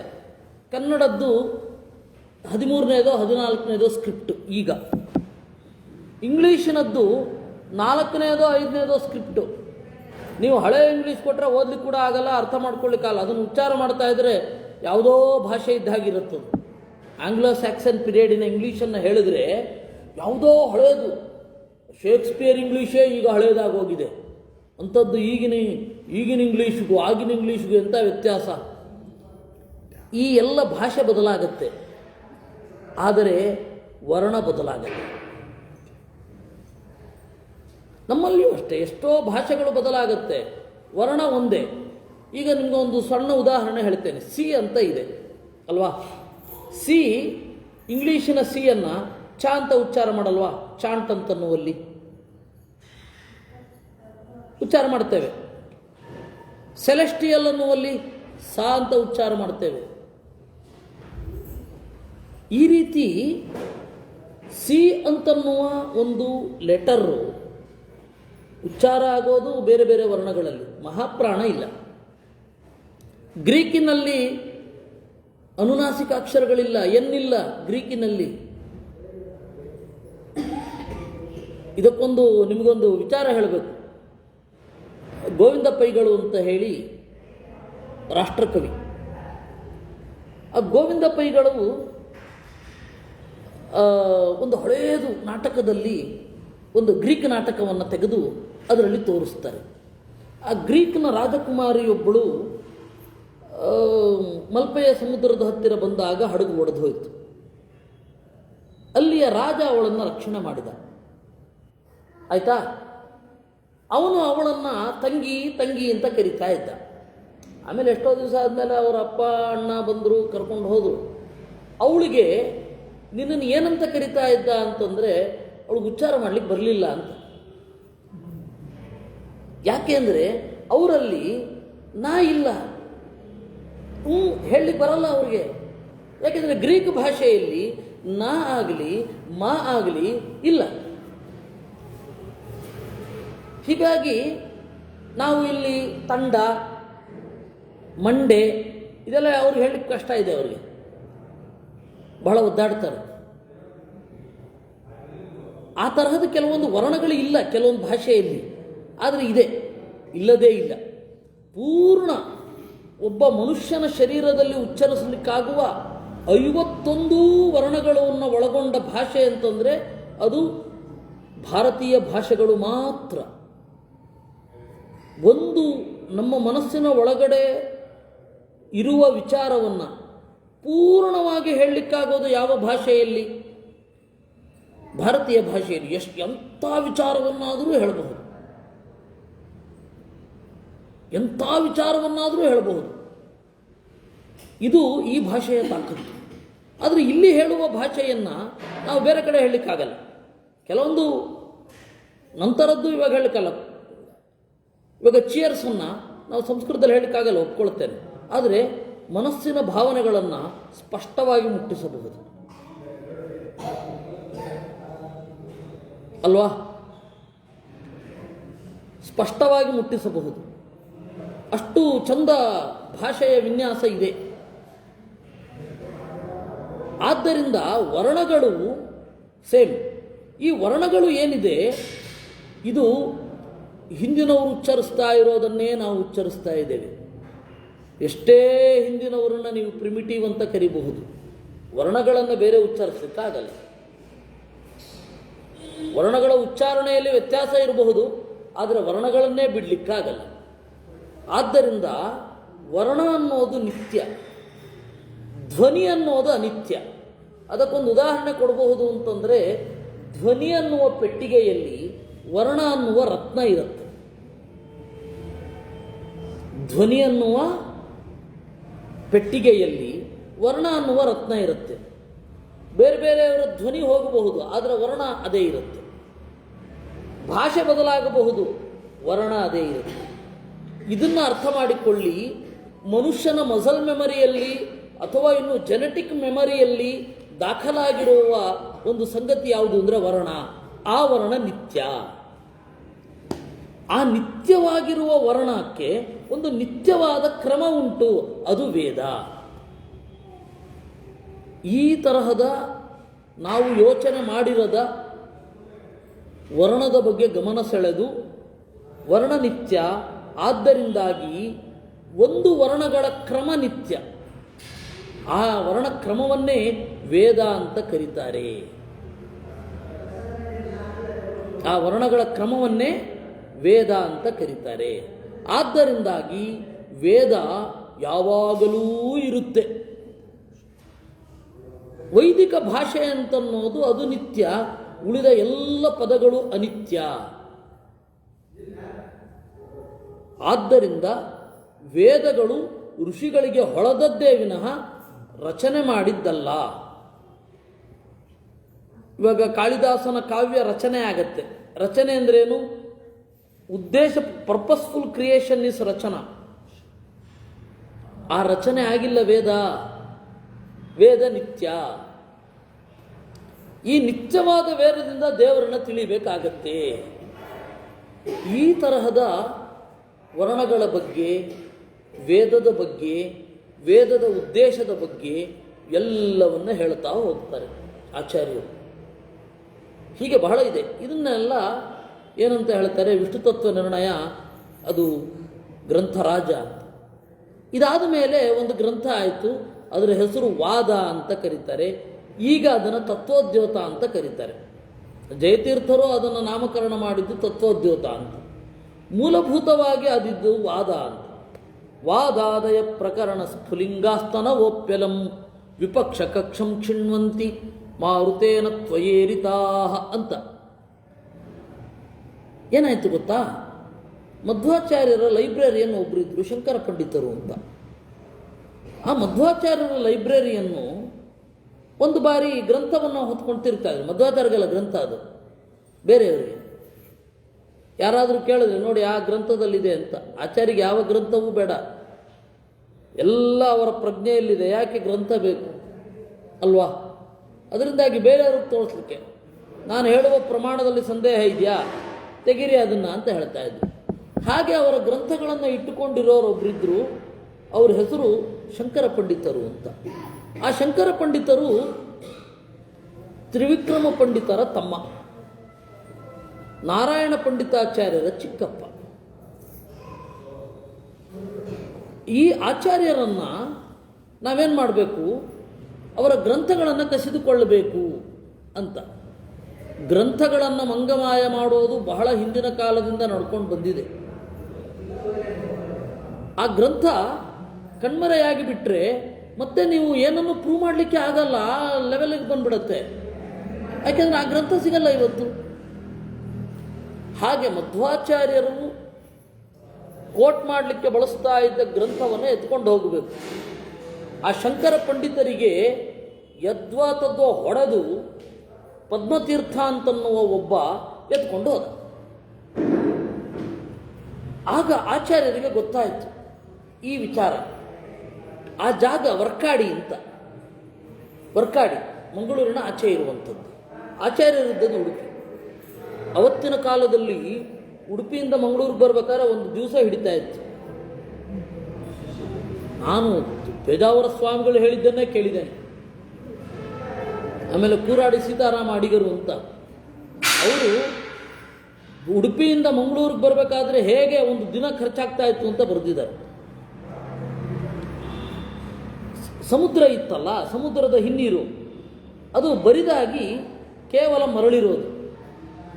ಯಾವ ಕಾಲದಲ್ಲಿ ನೀರು ತುಂಬತ್ತೆ, ಯಾವ ಕಾಲದಲ್ಲಿ ನೀರು ತುಂಬಲ್ಲ. ಇಳಿತ ಭರತ ಅಂತ. ಭರತ ಅಂದರೆ ನೀರು ತುಂಬುವುದು, ಇಳಿತ ಅಂತಂದರೆ ನೀರಿಲ್ಲದೆ ಇರೋದು. ನೀರಿಲ್ಲದೆ ಇರುವಾಗ ಆಚೆ ಹೋಗಲಿಕ್ಕಾಗಲ್ಲ. ನೀರಿರುವಾಗ ಆಗ ಒಂದು ವ್ಯವಸ್ಥೆ ಮಾಡಿಕೊಂಡಿದ್ರು. ಒಂದು ದೊಡ್ಡ ತಟ್ಟೆಯ ಥರದಲ್ಲಿ ಒಂದು ಇರ್ತಿತ್ತು. ಅದರಲ್ಲಿ ವಾಹನಗಳನ್ನು ಇಟ್ಟು ತಗೊಳ್ಬೇಕಿತ್ತು. ಸ್ವಾಮಿಗಳ ಕಾರು ಗಾಡಿ ಎಲ್ಲ ಅಲ್ಲಿ ನಿಲ್ಲಬೇಕು. ಅದನ್ನು ಆಚೆ ತಗೊಂಡು ಹೋಗ್ತಾ ಇದ್ರು. ಅಲ್ಲಿಂದ ಇಳಿದು ನಡ್ಕೊಂಡು ಹೋಗ್ಬೇಕು. ಉಡುಪಿಯಿಂದ ಮಂಗಳೂರಿಗೆ ಹೋಗಬೇಕಾದ್ರೆ ನಾವು ಎಷ್ಟು ಗಂಟೆಗೆ ಹೊರಡಬೇಕು ಇವತ್ತು, ಎಷ್ಟು ಗಂಟೆಗೆ ಹೊರಟ್ರೆ ಭರತ ಬರುತ್ತೆ, ನಾವು ಹೋಗುವ ಟೈಮಿಗೆ ಸರಿಯಾಗಿ ಅಲ್ಲಿ ಭರತ ಬಂದಿದ್ದರೆ ಅದು ನಮ್ಮನ್ನು ದಾಟಿಸತ್ತೆ. ಈ ಲೆಕ್ಕಾಚಾರ ಹಾಕೊಂಡು ಹೋಗಬೇಕಿತ್ತು. ಇಳಿತ ಭರತಗಳ ನಡುವಣ ಟೈಮು ವ್ಯತ್ಯಾಸ ಆಯಿತು ಅಂತಂದರೆ ಪಕ್ಕದಲ್ಲೆಲ್ಲ ಉಳಿದ್ಬಿಟ್ಟು ಹೋಗಬೇಕಿತ್ತು. ಅವತ್ತಿನ ಸಮಸ್ಯೆ ಅದು. ನೀವು ಇನ್ನೂ ವಿಸ್ತಾರವಾಗಿ ಅದು ಹೇಳ್ತಾ ಕೂತ್ರೆ ಅದೇ ದೊಡ್ಡದು ಒಂದು ಘಟನೆ ಆಗುತ್ತೆ. ಅದರಿಂದಾಗಿ ಅವತ್ತಿನ ಕಾಲದಲ್ಲಿ ಗೊತ್ತಾಯಿತು ವರ್ಕಾಡಿಯಲ್ಲಿ ಹೀಗೆ ಕದ್ದವರು ಅಡಗಿದ್ದಾರೆ, ಗ್ರಂಥವನ್ನು ಎತ್ಕೊಂಡು ಹೋಗಿದ್ದಾರೆ ಅಂತ. ಆಚಾರ್ಯರು ಅಣ್ಣಯ್ಯ ಸ್ವಾಮಿಗಳನ್ನು ಕರೆದುಕೊಂಡು ಒಂದೇ ಸಮ ಹೋದರು. ಬೆಳಗ್ಗೆ ನಡೆದವರು ಸ್ವಲ್ಪ ಓಡ್ತಾ ಅಂತ ಹೇಳಬಹುದು, ಸಂಜೆ ಅಷ್ಟೊತ್ತಿಗೆ ಅಲ್ಲಿದ್ದರು. ಅವ್ರ ಪ್ಲ್ಯಾನ್ ಏನಿತ್ತು ಗೊತ್ತಾ? ಪದ್ಮತೀರ್ಥಾದಿಗಳದ್ದು ಈ ಗ್ರಂಥವನ್ನು ಈ ಜಾಗದಿಂದ ಇನ್ನೊಂದು ಕಡೆಗೆ ತಗೊಂಡು ಹೋಗ್ಬಿಡೋದು. ಸೊ ಪರ್ಮನೆಂಟ್ಲಿ ಅದನ್ನು ಹಶಪ್ ಮಾಡಿಬಿಟ್ರೆ ಗ್ರಂಥವನ್ನು ಆಚಾರ್ಯರಿಗೆ ತಮ್ಮ ಸಿದ್ಧಾಂತವನ್ನು ಪ್ರೂವ್ ಮಾಡಲಿಕ್ಕೆ ವಿಷಯವೇ ಸಿಗೋದಿಲ್ಲ ಅಂತ. That was the plan. ಅದು ಅವ್ರ ಸ್ಟ್ರಾಟಜಿ. ಈ ತರಹ ಇದ್ದಾಗ ಆಚಾರ್ಯರು ಸೀದಾ ಹೋಗಿ ರೆಡ್ ಹ್ಯಾಂಡ್ ಆಗಿ ಹಿಡಿದ್ರು. ಅಲ್ಲಿಂದ ಇನ್ನೂ ಗ್ರಂಥವನ್ನು ತಗೊಂಡು ಹೋಗಿರಲಿಲ್ಲ, ಅಲ್ಲಿ ಹಿಡಿದ್ರು. ಆಗ ಅವನು ವಾದಕ್ಕೆ ಬಾ ಅಂತ ಕರೆದ. ಸಿಕ್ಕು ಬೀಳೋ ಮೊದಲು ವಾದಕ್ಕೆ ಬರಬೇಕಿತ್ತಲ್ವಾ? ಸಿಕ್ಕು ಬಿದ್ದ ಮೇಲೆ ವಾದಕ್ಕೆ ಬಾ ಅಂತ ಕರೆದ. ಆಚಾರ್ಯರು ಹೇಳಿದ್ರು, ವಾದದ ಅಗತ್ಯ ಇರೋದು ನಿನಗೆ, ನೀನು ಕರೆಸು ಅಂದರು.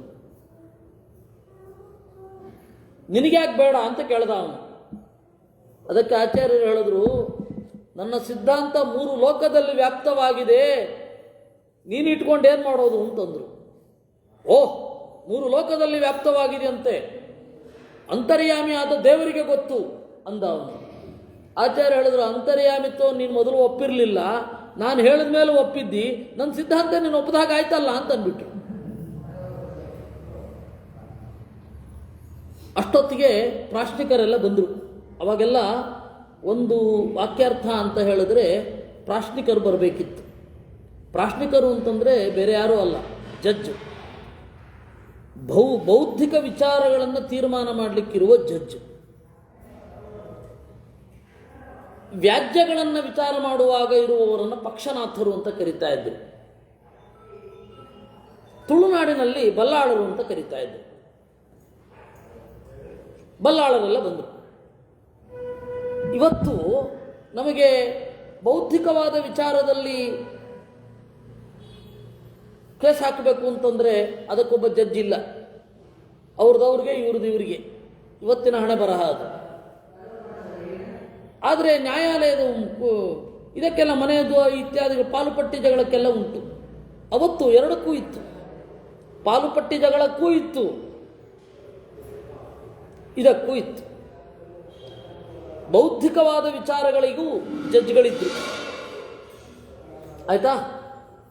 ಅವರನ್ನು ಕರೆಸಿದ್ರು. ಅವರನ್ನು ಪ್ರಾಶ್ನಿಕರು ಅಂತ ಕರೀತಾರೆ. ಅವರು 3, 5, 7 ಈ ವಿಷಮ ಸಂಖ್ಯೆಯಲ್ಲೇ ಇರಬೇಕಿತ್ತು. ಅದಾದ ಮೇಲೆ ಇದನ್ನು ಬರ್ಕೊಳ್ಬೇಕೊಬ್ಬ, ಏನೇನಾಗಿದೆ, ಇವರೇನು ಹೇಳಿದ್ರು, ಕಡೆಗೆ ನಾನಿಲ್ಲಿ ಸೋತಿದ್ದೇನೆ ಅಂತ ಹೇಳಬೇಕು ಅವನು. ಅದನ್ನು ಬರೆದು ಸೈನ್ ಮಾಡಿದ್ರೆ ಇಷ್ಟು ದಪ್ಪ ಜಯಪತ್ರ. ಏನೇನು ಮಾತುಕತೆ ಆಯಿತು ಅಂತ ಆಗಬೇಕಲ್ಲ, ಇಷ್ಟು ದಪ್ಪ ಜಯಪತ್ರ ಇರ್ತಿತ್ತು. ಆ ಜಯಪತ್ರವನ್ನು ಅವನು ತಗೊಳ್ತಾ ಇದ್ದ. ಆ ರೀತಿ 800 ಜಯಪತ್ರ, 900 ಜಯಪತ್ರಗಳೆಲ್ಲ ಇರ್ತಿತ್ತು ಆವಾಗ. ಡಾಕ್ಯುಮೆಂಟೇಶನ್ ಹಾಗೆ. ಆ ತರಹದ ಜಯಪತ್ರಕ್ಕೆ ಅಂತ ಅವನು ಕರೆಸಿದ್ದು.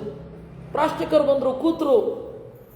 ಆಚಾರ್ಯರು ಹೇಳಿದ್ರು, ಎದುರುಗಡೆ ಇರುವವರು ನೀವು ಯಾರು ಪ್ರಶ್ನೆ ಹಾಕಬೇಡಿ, ನಿಮ್ಮ ಮನಸ್ಸಿನ ಒಳಗಿನ ಪ್ರಶ್ನೆಯನ್ನು ನಾನೇ ಉತ್ತರ ಕೊಡ್ತೇನೆ ಅಂತಂದರು.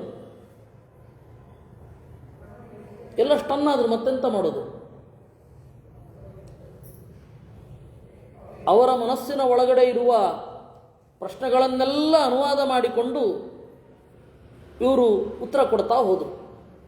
ಸುಮ್ಮನೆ ಒಂದು ಕಲ್ಪನೆ ಮಾಡಿಕೊಳ್ಳಿ, ಎದುರುಗಡೆ 10-12 ಜನ ಇದ್ದಾರೆ, ಮಧ್ವಾಚಾರ್ಯರೊಬ್ಬರೇ ಇಲ್ಲಿದ್ದಾರೆ. ಏನು ಹೇಳಿದ್ರು ಅವರು? ಯಾರೂ ಮಾತನಾಡಬೇಡಿ, ನಿಮ್ಮ ಮನಸ್ಸಿನ ಒಳಗಿನ ಪ್ರಶ್ನೆ ನೀವು ಹಾಕೊಂಡ್ರೆ ಸಾಕು, ನನಗೆ ಗೊತ್ತಾಗತ್ತೆ, ನಾನು ಉತ್ತರ ಕೊಡ್ತೇನೆ ಅಂತ. ಏನು ತಾಕತ್ತದು? ಆ ರೀತಿ ಎದುರುಗಡೆ ಇರುವವರ ಮೈಂಡ್ ರೀಡ್ ಮಾಡಿ ಪ್ರಶ್ನೆ ಮಾಡಿಕೊಂಡು ಉತ್ತರ ಕೊಟ್ಟಿದ್ದಿದೆಯಲ್ಲ, ಅದೊಂದು ಗ್ರಂಥ ಆಯಿತು. ಅದರ ಹೆಸರು ವಾದ ಅಂತ.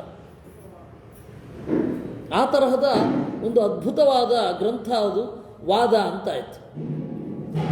ಅದಾದ ಮೇಲೆ ಕಥಾಲಕ್ಷಣ ಅಂತ ಒಂದು ಡಿಬೇಟ್ ಹೇಗೆ ಸಾಗಬೇಕು, ಒಂದು ಡಿಬೇಟ್ಗಿರುವಂತಹ ನಿಯಮಗಳೇನು, ಎಷ್ಟು ತರಹದ ಡಿಬೇಟ್ ಇರುತ್ತೆ, ಚರ್ಚೆ. ವಾದ, ಜಲ್ಪ, ವಿತಂಡ ಅಂತ. ವಾದ ಅಂತಂದರೆ ತತ್ವನಿರ್ಣಯಕ್ಕಾಗಿ ನಡೆಯುವಂತಹ ಚರ್ಚೆ. ಅದು ಸಾಮಾನ್ಯವಾಗಿ ಗುರು ಶಿಷ್ಯರ ನಡುವೆ ನಡೆಯುತ್ತೆ, ಬೇರೆ ಬೇರೆಯವರ ಇದು ನಡೆಯಬಹುದು. ಇದು ವಾದ ಅಂತ ಕರೀತಾರೆ. ಇನ್ನು ಜಲ್ಪ. ಜಲ್ಪ ಅಂತ ಹೇಳಿದರೆ ಗೆಲ್ಲಬೇಕು ಅಂತ ನಡೆಯುವಂತಹ ಒಂದು ಡಿಬೇಟ್. ಅದರಿಂದ ಪ್ರಯೋಜನ ಉಂಟು, ಗೆಲ್ಲೋದಷ್ಟೇ ಮುಖ್ಯ, ಸತ್ಯದ ಶೋಧನೆ ಮುಖ್ಯ ಅಲ್ಲ. ಇದನ್ನು ಜಲ್ಪ ಅಂತ ಕರೀತಾರೆ. ವಾದ ಅಂತ ಹೇಳಿದರೆ ತತ್ವನಿರ್ಣಯ ಆಗಬೇಕು ಅಂತ ಹೇಳಿ ಆಗುವ ಡಿಬೇಟು ವಾದ. ಜಲ್ಪ ಅಂತ ಹೇಳಿದರೆ ಗೆಲ್ಲಬೇಕು ಅಂತ ಆಗುವಂತಹದ್ದು, ನಾನು ಅವನಿಗಿಂತ ಹೆಚ್ಚು ಓದಿದ್ದೇನೆ ಅಂತ ತೋರಿಸ್ಬೇಕಷ್ಟೇ. ಸತ್ಯ ಪ್ರೂವ್ ಆಗಬೇಕಾ ಆಗಬಾರದಾ ಅದ್ಯಾವುದೂ ಅಲ್ಲ. ಇನ್ನು ವಿತಂಡ, ದುರ್ಜನರು ಮತ್ತು ಸಜ್ಜನರ ನಡುವೆ ನಡೆಯುವಂತಹ ವಾದ, ಅದನ್ನು ಏನಂತ ಕರೀತಾರೆ? ವಿತಂಡ ಅಂತ ಕರೀತಾರೆ. ಅದರಲ್ಲಿ ಅವನ ಬಾಯಿ ಮುಚ್ಚಿಸೋದಷ್ಟೇ ಕೆಲಸ. ಅದರಲ್ಲಿ ಅವನ ಪ್ರಶ್ನೆಗಳಿಗೆ ಉತ್ತರ ಕೊಡಬೇಕಾಗಿಲ್ಲ, ಪ್ರಶ್ನೆ ಹಾಕಿದ್ರೆ ಆಯ್ತು. ಇದನ್ನು ವಿತಂಡ ಅಂತ ಕರಿತಾ ಇದ್ರು ಅವಾಗ. ದುರ್ಜನರನ್ನು ಮತ್ತೆ ಹೇಗೆ ಮಾಡಬೇಕು? ಇದೊಂದೇ ದಾರಿ ಇರೋದು.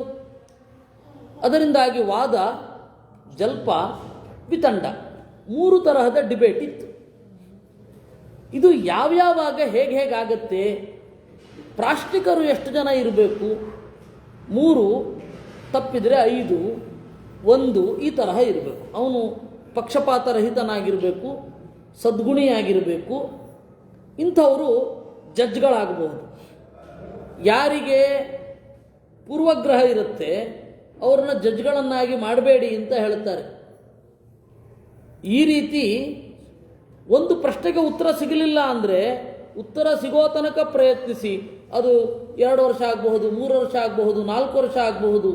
ಯಾಕೆಂದರೆ ಕೆಲವೊಮ್ಮೆ ಸತ್ಯಾನ್ವೇಷಣೆ ಅಂತನ್ನೋದು 1-2 ದಿವಸಗಳಲ್ಲಿ, 1-2 ತಿಂಗಳಲ್ಲಿ ತೀರ್ಮಾನ ಆಗುವಂಥದ್ದಲ್ವೇ ಅಲ್ಲ. ಅದು ದೀರ್ಘಕಾಲ ಹೋಗುತ್ತೆ. ಇಮಿಡಿಯೇಟ್ಲಿ ನನ್ನ ಪ್ರಶ್ನೆಗೆ ಉತ್ತರ ಸಿಕ್ಕಿಲ್ಲ, ಅದರಿಂದಾಗಿ ಸರಿಯಲ್ಲ ಅಂತ ತೀರ್ಮಾನವೇ ಮಾಡಬಾರ್ದು. ಆದ್ದರಿಂದ ಈ ವಾದ, ಜಲ್ಪ, ವಿತಂಡಗಳ ಒಂದು ಸಮಸ್ಯೆಯನ್ನು ಅರ್ಥ ಮಾಡಿಕೊಳ್ಬೇಕು ಅಂತ. ಇದಕ್ಕೆ ಆಚಾರ್ಯರ ಜೀವನದಲ್ಲೇ ಒಂದು ಘಟನೆ ನಡೀತು. ಆಚಾರ್ಯರು ಕಾಶಿಗೆ ಹೋಗಿದ್ದರು. ಅಲ್ಲಿ ಒಬ್ಬ ಅಮರೇಂದ್ರಪುರಿ ಅಂತ ಇದ್ದ.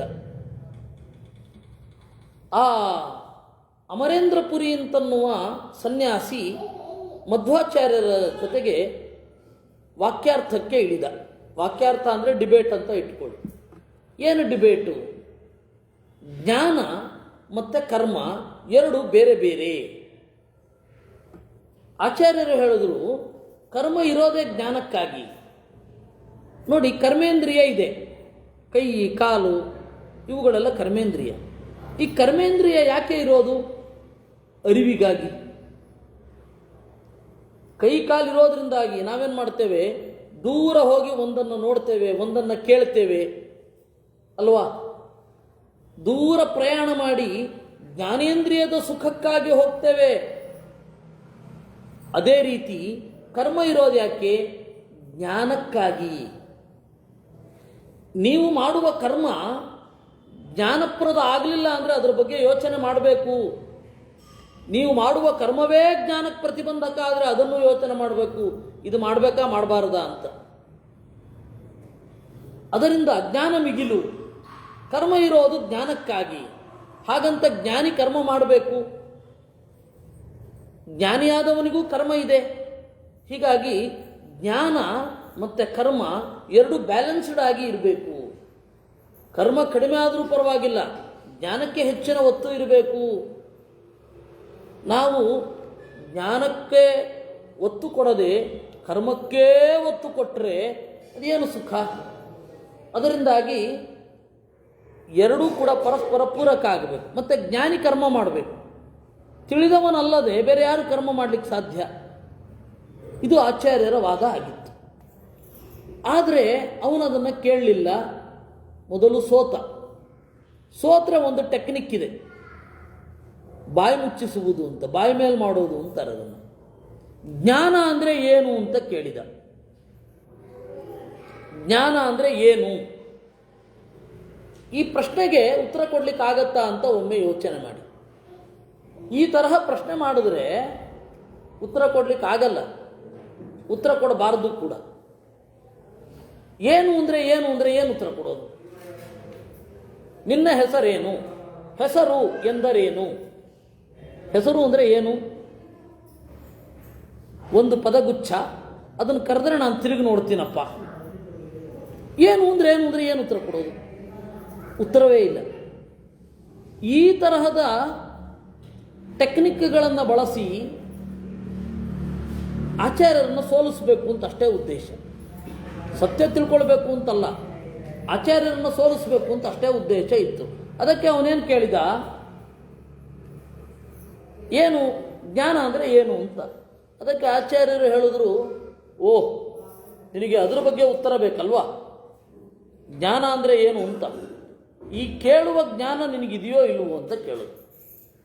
ಯಾಕೆಂದರೆ ಪ್ರಶ್ನೆ ಕೇಳಬೇಕಾದ್ರೆ ಒಂದು ಜ್ಞಾನ ಬೇಕು. ಆ ಜ್ಞಾನ ಇದ್ದದ್ರಿಂದಲೇ ಪ್ರಶ್ನೆ ಮಾಡ್ತಾ ಇದ್ದಿ. ನನಗೆ ಜ್ಞಾನ ಇಲ್ಲ ಅಂದರೆ ನಿನಗೆ ಹೇಳಿ ಪ್ರಯೋಜನ ಇಲ್ಲ. ಇಲ್ಲ, ನನಗೆ ಜ್ಞಾನ ಇದೆ ಅಂತಂದರೆ ಪ್ರಶ್ನೆ ಕೇಳೋದೇ ಅಸಂಗತ. ಯಾಕೆಂದರೆ ಇದ್ದುಬಿಟ್ಟು ಕೇಳ್ತಾ ಇದ್ದಿ, ನಾನು ಉತ್ತರ ಕೊಡೋ ಅಗತ್ಯ ಇಲ್ಲ. ಅನುವ್ಯಾಖ್ಯಾನದಲ್ಲಿ ಮಧ್ವಾಚಾರ್ಯರು ಪ್ರಶ್ನದೋಷಾಶ್ಚ ಚತ್ವಾರಃ ಅಂತ 4 ತರಹದ ಪ್ರಶ್ನೆಗಳ ದೋಷ ಇದೆ. ಅದರಲ್ಲಿ ಸ್ವವ್ಯಾಹತಿ ಅಂತ ಒಂದು ದೋಷ. ತನ್ನ ಪ್ರಶ್ನೆಗೆ ತಾನೇ ವಿರುದ್ಧವಾಗಿ ಪ್ರಶ್ನೆಯಲ್ಲಿ ಕೇಳಿರ್ತಾನೆ, ಅದಕ್ಕೆ ಮತ್ತೇನೂ ಇಲ್ಲ. ಇನ್ನೊಂದು ದ್ವಿಪ್ರಶ್ನಾತ್ಮಕ ದೋಷ ಅಂತ. ಈಗ ಕೆಲವು ತಲಹರಟೆಗಳು ಕೇಳುವ ಪ್ರಶ್ನೆ ಏನು? ದೇವರು ತನ್ನಿಂದಾಗದ ಬಂಡೆಯನ್ನು ಸೃಷ್ಟಿ ಮಾಡಿ ತಾನೇ ಅದನ್ನು ಎತ್ತಬಲ್ಲನೇ ಇಲ್ಲವೇ? ಬಹಳ ಬುದ್ಧಿವಂತರು ಅಂತ ಅವರಿಗೆ ಆ ಪ್ರಶ್ನೆಯಲ್ಲೇ ದೋಷ ಇದೆ ಅಂತ. ಯಾಕೆ ಅಂದರೆ ಪ್ರಶ್ನೆ ಕೇಳಬೇಕಾದ್ರೆ ನೀವು ವಿಷಯ ತಿಳ್ಕೊಳ್ಬೇಕು ಅಂತ, ಅದಕ್ಕೆ ಅನೇಕ ನಿಯಮಗಳನ್ನು ಅನುಸರಿಸಬೇಕಲ್ವಾ? ಮಾತಿನ ನಿಯಮವನ್ನು ಮೀರಿದ ಪ್ರಶ್ನೆ ಇದು, ಹೇಗೆ ಉತ್ತರ ಕೊಡೋದು? ಅದಕ್ಕೆ ಯಾವ ರೀತಿ ರಿಟ್ಯಾಲಿಯೇಟ್ ಮಾಡಬೇಕು ಅಂತ ಆಚಾರ್ಯರು ತೋರಿಸಿದ್ರು. ಇದನ್ನು ಸಂಧ್ಯಾಧಿಕರಣದಲ್ಲಿ ಹೇಳ್ತಾರೆ. ಅದರಿಂದಾಗಿ ನಾವು ಇದನ್ನು ಇವತ್ತು ನಾಸ್ತಿಕತೆಯನ್ನು ಪ್ರಬಲವಾಗಿ ಪ್ರತಿಪಾದನೆ ಮಾಡುವ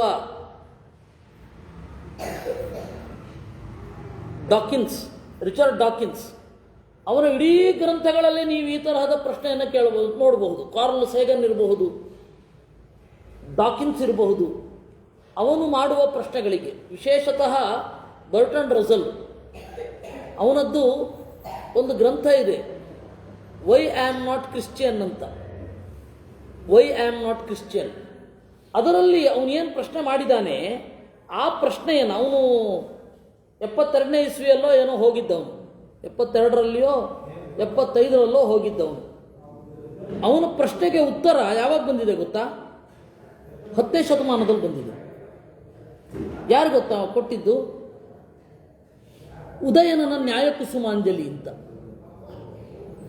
ಅವನು ದೇವರನ್ನು ಪ್ರೂವ್ ಮಾಡಬೇಕಾದ್ರೆ ಪ್ರಾಬ್ಲಮ್ ಆಫ್ ಫಸ್ಟ್ ಆಕ್ಟ್, ಮೊದಲ ಕೆಲಸ ಯಾರ್ದು, ಇದಕ್ಕೆ ಉತ್ತರ ಕೊಟ್ಟಿದ್ದಾನು. ಯಾರು? ನ್ಯಾಯಕುಸುಮಾಂಜಲಿಕಾರ. ಆಚಾರ್ಯರದ್ದು ಭಾಗವತ ತಾತ್ಪರ್ಯದಲ್ಲಿ ಒಂದು ಅದ್ಭುತವಾದ ಉತ್ತರ ಇದೆ. ಆದ್ಯ ಸ್ವಕರ್ಮ ಬೀಜೇನ ಅಂತ ಶುರು ಆಗುತ್ತೆ. ಇರಲಿ, ನಾನು ಅದನ್ನು ಹೇಳಿಕ್ಕೆ ಹೊರಡಲ್ಲ. ಅಂದರೆ ಪ್ರಶ್ನ ದೋಷಗಳು ಯಾವ್ಯಾವ ರೀತಿ ಇದೆ ಅಂತ, ಹೇಗೆ ಪ್ರಶ್ನೆ ಮಾಡಬಾರದು ಅದನ್ನು ನಾವು ತಿಳ್ಕೊಳ್ಬೇಕಾಗತ್ತೆ. ಅದರಿಂದ ಈ ತರಹದ ಒಂದು ಚರ್ಚೆ ಮಾಡುವಾಗ ಹೇಗೆ ಪ್ರಶ್ನೆ ಕೇಳಬೇಕು ಅನ್ನುವ ನಮ್ಮ ಮನಸ್ಸನ್ನು ಟ್ರೈನ್ ಮಾಡಿ ಕೊಡ್ತಾರೆ. ಅದು ಕಥಾಲಕ್ಷಣ. ಆಮೇಲೆ ಪ್ರಮಾಣ ಲಕ್ಷಣ. ಪ್ರಮಾಣ ಅಂತ ಹೇಳಿದ್ರೆ ಇವತ್ತು ಪ್ರಮಾಣ ಲಕ್ಷಣವನ್ನು ಎಪಿಸ್ಟಮಾಲಜಿ ಅಂತ ಹೇಳಬಹುದು. ಯಾವ ಒಂದು ಜ್ಞಾನದ ಟೂಲ್, ಯಾವ ಒಂದು ಜ್ಞಾನದ ಟೂಲ್ ನಿಮಗೆ ವಸ್ತು ಇದ್ದಂತೆಯೇ ತಿಳಿಸುತ್ತೋ ಅದನ್ನು ಒಪ್ಪಿಕೊಳ್ಳಬೇಕು. ಇದು ಯಾವ ರೀತಿ ತಿಳಿಸುತ್ತೆ? ಮೊದಲನೆಯದ್ದು ಪ್ರತ್ಯಕ್ಷ, ಇಂದ್ರಿಯಗಳಿಂದ ಬರುವ ಪ್ರಜ್ಞೆ. ಎರಡನೆಯದ್ದು ಇದೇ ತರಹ ಗ್ರಂಥ ಏನು ಹೇಳುತ್ತೆ ಅದು. ಇದರ ನಡುವೆ ಒಂದು ಊಹೆ ನಡೆಯುತ್ತೆ, ಅದನ್ನು ಅನುಮಾನ ಅಥವಾ ತರ್ಕ ಅಂತ ಕರೀತಾರೆ. ಹೀಗೆ ಪ್ರತ್ಯಕ್ಷ, ಅನುಮಾನ, ಆಗಮ ಅಂತ ಮೂರು. ಇದನ್ನು ಯಾವ ಮೊದಲಿನಲ್ಲಿ ಅರ್ಥ ಮಾಡಿಕೊಳ್ಬೇಕು, ಇದನ್ನು ಹೇಗೆ ಚಿಂತನೆ ಮಾಡಬೇಕು ಅನ್ನುವ ಮೆಥಡಾಲಜಿಯನ್ನು ಆಚಾರ್ಯರು ಕೊಟ್ಟಿದ್ದಾರೆ. ಇದೆಲ್ಲ ನಾವು ಚಿಂತನೆ ಮಾಡ್ತಾ ಇದ್ದಾಗ ಬಹಳ ಖುಷಿಯಾಗತ್ತೆ. ಚಿಂತನೆ ಮಾಡಬೇಕು. ಆಚಾರ್ಯರ ಬಳಿಯೇ ಮಧ್ವಾಚಾರ್ಯರ ಬಳಿ ಕೂತ್ಕೊಳ್ಳೋದು ಅಂದ್ರೇನು, ಆಚಾರ್ಯರ ಗ್ರಂಥಗಳನ್ನೇ ಕೇಳಿದ್ರೆ ಬಹಳ ಆನಂದ ಆಗುವ ಸಂಗತಿಗಳಿವೆಲ್ಲ. ನಮ್ಮ ಅನುಭವ ಹೇಗೆ ದೇವರ ಒಂದು ಅಸ್ತಿತ್ವವನ್ನು ಅರ್ಥ ಮಾಡಿಕೊಳ್ಳುತ್ತೆ, ನಮ್ಮ ಅನುಭವದಿಂದ ಕಾಲದ ಅನಂತ್ಯವನ್ನು ಹೇಗೆ ತಿಳಿಯಬಹುದು, ಇನ್ಫಿನಿಟಿ ಆಫ್ ಟೈಮ್ ಅದನ್ನು ಹೇಗೆ ನೀವು ತಿಳಿಯಬಹುದು, ದೇಶಾನಂತ್ಯ, ಆಕಾಶ ವಿಸ್ತಾರ ಎಷ್ಟಿದೆ ಅಂತ ಹೇಳಿ ನಿಮ್ಮ ಮನಸ್ಸಿನಲ್ಲಿ ತಿಳಿಯಬಹುದು, ಅಣುವಿನ ಸಾಪೇಕ್ಷತೆ ನಿಮ್ಮ ಪ್ರಜ್ಞೆಯ ಮೂಲಕ ಹೇಗೆ ತಿಳಿಯಬಹುದು. ಇದು ಎಲ್ಲವನ್ನು ಆಚಾರ್ಯರು ಹೇಳ್ತಾರೆ. ಅಂದರೆ ಒಂದು ಬ್ರಹ್ಮಾಂಡದ ಒಳಗಡೆ ಪಿಂಡಾಂಡ ಹೇಗಿದೆ, ಈ ದೇಹ, ಈ ದೇಹದ ಒಳಗಡೆ ನೀವು ಬ್ರಹ್ಮಾಂಡವನ್ನು ಹೇಗೆ ಕಾಣಬಹುದು ಅಂತ ಆಚಾರ್ಯರು ತಿಳಿಸಿಕೊಡ್ತಾರೆ. ಎಂಥ ಅದ್ಭುತವಾದ ವಿಚಾರ. ನೀವು ಕಣ್ಣು ಮುಚ್ಚಿ ನಿಮ್ಮ ಒಳಗಡೆ ನೋಡಿಕೊಂಡಾಗ ನಿಮ್ಮ ಒಳಗಡೆ ಇರುವ ಬ್ರಹ್ಮಾಂಡವನ್ನು ನೀವು ಅರ್ಥ ಮಾಡಿಕೊಳ್ಳುವ ಬಗೆ ಅದು ಅಂತ. ಎಷ್ಟು ಸೊಗಸಾಗಿದೆ ಗೊತ್ತಾ. ಅದನ್ನು ನಾವು ಅರ್ಥ ಮಾಡಿಕೊಳ್ಳಬೇಕು. ಆಚಾರ್ಯರ ಗ್ರಂಥಗಳು ಹಾಗಿವೆ, ಸುಮ್ಮನೆ ಹೇಳಿದ್ದಲ್ಲ. ಬಾಲಸಂಘಮಪಿ ಬೋಧಯದೃಶಂ ಅಂತ. ಚಿಕ್ಕ ಮಕ್ಕಳಿಗೂ ಅರ್ಥ ಆಗುತ್ತೆ, ಆಮೇಲೆ ಅದು ಎಷ್ಟೂ ಆಳ ಕರ್ಕೊಂಡು ಹೋಗುತ್ತೆ. ಅದು ಎರಡೂ ಆಯಾಮಗಳು, ವಿಭಿನ್ನವಾದ ಆಯಾಮಗಳು ಆಚಾರ್ಯರಲ್ಲಿ ಒಟ್ಟಿಗೇ ಇವೆ ಅಂತ. ಆ ತರಹದ ಮಧ್ವರ ಗ್ರಂಥದ ಆಸ್ವಾದ ಏನಿದೆ ಅದು ನಮ್ಮ ಆನಂದಕ್ಕಾಗಿ ಇರೋದು ಅಲ್ವಾ. ಅದನ್ನು ಆಚಾರ್ಯರು ಕೊಟ್ಟದ್ದು ಯಾಕೆ? ನಮ್ಮ ಆನಂದಕ್ಕಾಗಿ. ನಾವು ಅದನ್ನು ಬಳಸದೆ ಹೋದರೆ ಗತಿ ಏನು ಅಲ್ವಾ. ಆದ್ದರಿಂದ ಅದನ್ನು ಸಾಧ್ಯವಿದ್ದಷ್ಟು ನಮಗೆ ಇವತ್ತಿನ ಸಮಸ್ಯೆಗಳು ಏನಿದೆ ಅಂದರೆ ಬೌದ್ಧಿಕವಾದ ಸಮಸ್ಯೆಗಳು, ಅದನ್ನು ಇಟ್ಟುಕೊಂಡು ಪ್ರಶ್ನೆ ಮಾಡಿ ತಿಳ್ಕೊಳ್ಬೇಕು. ಹಾಗೆ ಅದನ್ನು ಯಾವ ಶಿಸ್ತಿನಲ್ಲಿ ಅರ್ಥ ಮಾಡಿಕೊಳ್ಳಬೇಕು, ಹಾಗೆ ಚರ್ಚೆ ಮಾಡಬೇಕು.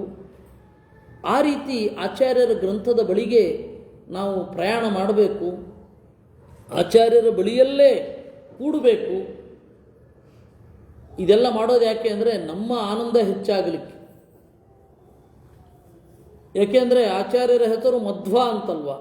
ಮಧು ಅಂದರೆ ಆನಂದ, ವ ಅಂದರೆ ಶಾಸ್ತ್ರ. ಆನಂದವನ್ನು ನೀಡುವ ಶಾಸ್ತ್ರವನ್ನು ಯಾರು ಕೊಡ್ತಾರೆ ಅವರು ಮಧ್ವ. ಅದರದ್ದೇ ಆನಂದ ತೀರ್ಥ ಅಂತ. ತೀರ್ಥ ಅಂದರೆ ಶಾಸ್ತ್ರ. ಆನಂದವನ್ನು ನೀಡುವ ತೀರ್ಥ ಶಾಸ್ತ್ರವನ್ನು ನಮಗೆ ಕೊಟ್ಟವರು ಯಾರೋ ಅವರೇ ಆನಂದ ತೀರ್ಥರು. ನಮ್ಮ ಆನಂದಕ್ಕಾಗಿ ನಾವು ನೋಡಬೇಕಾದದ್ದು, ಅದಕ್ಕೇನು ಉಪಕಾರ ಆಗಬೇಕಾಗಿಲ್ಲ. ಆಚಾರ್ಯರು ಸತ್ಯವನ್ನು ನುಡಿಯುವಾಗ ಹಾಗಿದ್ರು. ಉಪನಿಷತ್ತು ಹೇಳಲ್ಲೇನು, ಇಹ ಚೇದ ವೇದಿ ರಥ ಸತ್ಯಮಸ್ತಿ ನ ಚೇದಿಹ ವೇದಿನ್ ಮಹತಿ ವಿನಷ್ಟಿ. ಸತ್ಯವನ್ನು ನೀನು ತಿಳಿದರೆ ನಿನಗೆ ಪ್ರಯೋಜನ, ಸತ್ಯಕ್ಕಲ್ಲ. ಸತ್ಯವನ್ನು ನೀನು ತಿಳಿಯದಿದ್ದರೆ ನಿನಗೆ ನಷ್ಟ, ಸತ್ಯಕ್ಕಲ್ಲ ಅಂತ.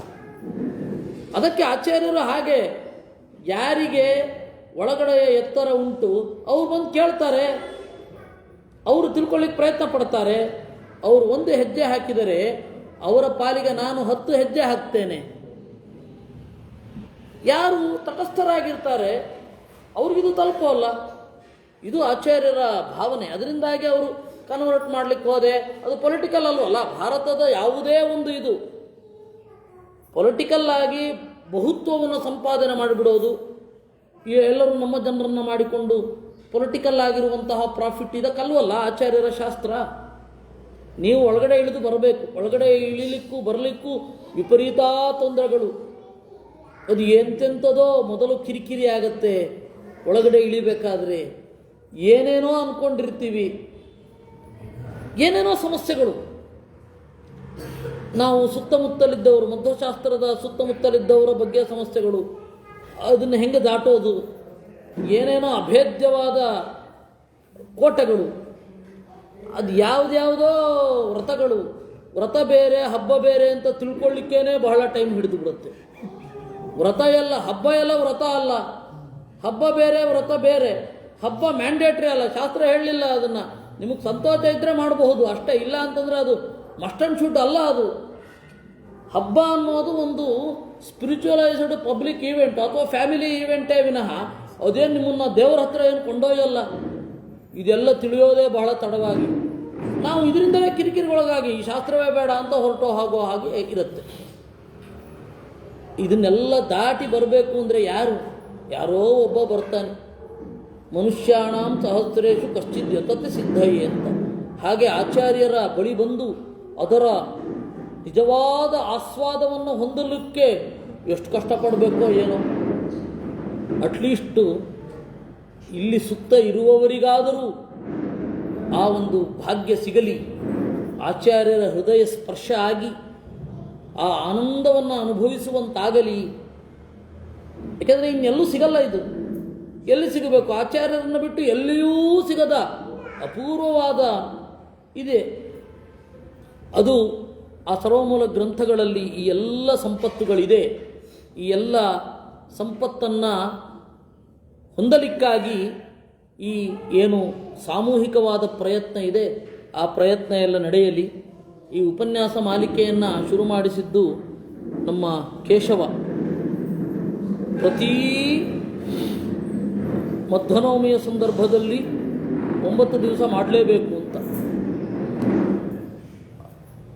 ಅವನ ಒಂದು ಆ ಶಾಸ್ತ್ರವನ್ನು ತಿಳಿಯುವ ತುಡಿತ ಈಗೇನು ಮೂಡಿದೆ, ಅದಕ್ಕೆ ತಕ್ಕಂತೆ ಎಲ್ಲ ಫಲ, ಧರ್ಮ, ಅರ್ಥ, ಕಾಮ ಈ ಎಲ್ಲವೂ ಕೂಡ ನೇರ್ಪಾಗಿ ಮುಂದಿನ ಫಲಗಳು ಸಿಗಲಿ, ಆನಂದವೂ ಅವನಿಗೆ ಉಪಲಬ್ಧವಾಗಲಿ ಅಂತ ಹೇಳಿ ದೇವರಲ್ಲಿ ಪ್ರಾರ್ಥನೆ ಮಾಡೋದು ನನ್ನ ಕರ್ತವ್ಯ. ದೇವರು ಇದನ್ನು ಕೇಳುವವರಿಗೆ ಇನ್ನಷ್ಟು ಆನಂದದ ಕಡೆಗೆ ಸಾಗುವಂತೆ ಮಾಡಲಿ ಅಂತ ಎಲ್ಲರ ಪರವಾಗಿ ದೇವರು ಹೀಗೆ ಮಾಡಬೇಕು ಅಂತ ಕೇಳ್ಕೊಳ್ತಾ ಇದ್ದೇನೆ. ಕೃಷ್ಣಾರ್ಪಣಮಸ್ತು. ಇನ್ನು ನಾಳೆ